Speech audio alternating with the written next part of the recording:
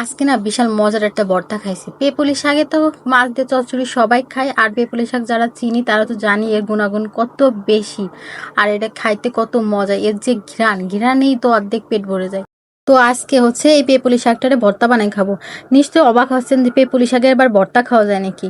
আসলে পেপুলি শাকের ভর্তা যে এত মজা লাগে তা আমি আজকে করে না খাইলে আসলে বুঝতাম না যে পেপুলি শাকের ভর্তা এত মজা।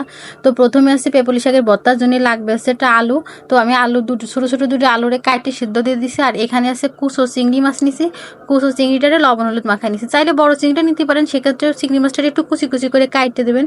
তারপরে এই যে পেপুলি শাকগুলো সেদ্ধ দিয়ে দেবো, সাথে দিয়ে দিলাম 3টে কাঁচামরিচ আর বেশ খানিকটা একটু রসুনের কুয়া আর একটু স্বাদ মতো লবণ দিয়ে এটাকে ভালো করে সিদ্ধ করে নিচ্ছে। এই যে শাকটা কিন্তু একদম সিদ্ধ হয়ে গেছে, রসুন কাঁচামরিচ সব কিছু ভালোভাবে সিদ্ধ হয়ে গেছে।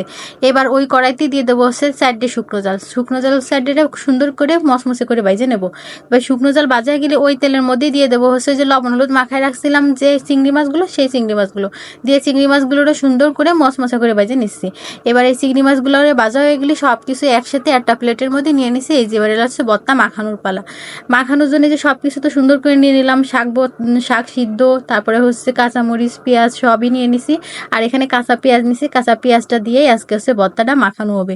তো প্রথমে হচ্ছে চলেন ভর্তাটা মাখায়। আর ভর্তা মাখানোর কাছে কিন্তু ভর্তার স্বাদ অনেকটা নির্ভর করে। তা ভর্তাটা এমন সুন্দর করে মাখাতে হবে যাতে খাতি অনেক টেস্ট লাগে। প্রথমে হচ্ছে একটু সামান্য লবণ দিয়ে জালটারে একটু ভাঙিয়ে নিলাম, তারপরে যে রসুন আর কাঁচা জালটারে দিয়ে একসাথে মাখায় নিচ্ছি, পেঁয়াজের সাথে মাখাই নেব। আর এই যে লবণ কিন্তু বুঝে শুনে দেবেন, কারণ চিংড়ি মাছের মধ্যে লবণ দেওয়া, শাকের মধ্যে লবণ দেওয়া, সেই অনুপাতে বুঝে শুনে লবণটা কিন্তু দিতে হবে। এবার আলুটারেও চটকায় নিচ্ছি, এভাবে সব কিছু আলাদা আলাদা করে একটু মাখায় জোকায় নিচ্ছি আর কি। স্টাইল মারে নিচ্ছি সব একসাথে কিন্তু আপনারা ডলে নিতে পারেন, তবে চিংড়ি মাছটার একটু আলাদা করে একটু হাত দিয়ে একটু চটকায় নিলে একটু নরম নরম হয়ে যাবে না, আর খাতে বেশি মজা লাগবে না, মানে একটু ভাঙা ভাঙা হয়ে যাবে না। তো এইবার সব কিছুরই একসাথে মাখায় নেওয়ার পালা। আর এই পুঁই শাকের এই ভর্তা আমি আজকে প্রথমবার ট্রাই করেছি। ভাবছিলাম কি ভিডিও করি, যদি মজা হয় তাহলে আপনাদের সাথে শেয়ার করবো। বিশ্বাস করেন এত মজা হবে আমি নিজেও ভাবতে পারি নাই। আর এর যেটা ঘিরান ভালো ছিল, পুঁই শাকের ঘিরান, এদিকে চিংড়ি মাছের ঘিরান, এদিকে খাঁটি সরিষার তেলের ঘিরান, কি যে একটা সুন্দর সেন্ট ভারত ছিল, আমার তো আর সহ্য হচ্ছিল না। কখন গরম ভাত হবে সেই পর্যন্ত অপেক্ষা করতে পারতেছি না। ঠান্ডা বাসি ভাত ছিল, তাই দিয়ে আগে সাঁট মাইরে নিলাম যে যাক গরম ভাত হলি তখন আবার খাবানি, অল্প একটু ভাত নিয়ে আগে টেস্ট করে দিই।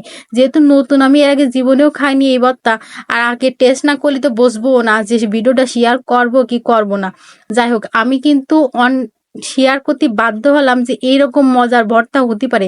মানে অদ্ভুত একটা স্বাদ, অদ্ভুত একটা ফ্লেভার, সবকিছু মিলে একদম দুর্দান্ত একটা ভর্তা। অবশ্যই কিন্তু আপনারা এই পেপুলি শাকের ভর্তাটা ট্রাই করবেন। আর যারা পেপুলি শাকের লাভার আছেন তাদের কাছে যে এটা অমৃত মনে হবে, আমি শিওর। এটা দেখি আপনার যতই কম বলেন না কেন, বলে বোঝাতে পারবো না। অবশ্যই একবার একটু ট্রাই করেন।